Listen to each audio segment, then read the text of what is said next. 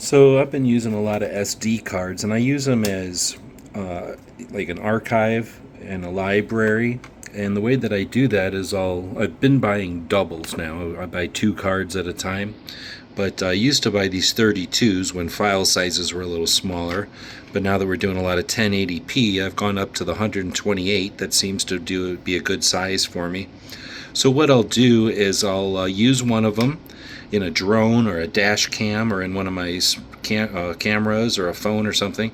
And then once I've got a trip on it, once it's had some some pictures taken with it or some videos, a project or something, not necessarily when it's full, but when I've got something on it that I want to keep separate, I'll take that card and I'll transfer it over to our 2 terabyte Evo solid state hard drive, and then I'll take that card and I'll move it over to the archive side. These are actually underneath these adapters. This is where I keep all my archived ones so that I don't accidentally use them.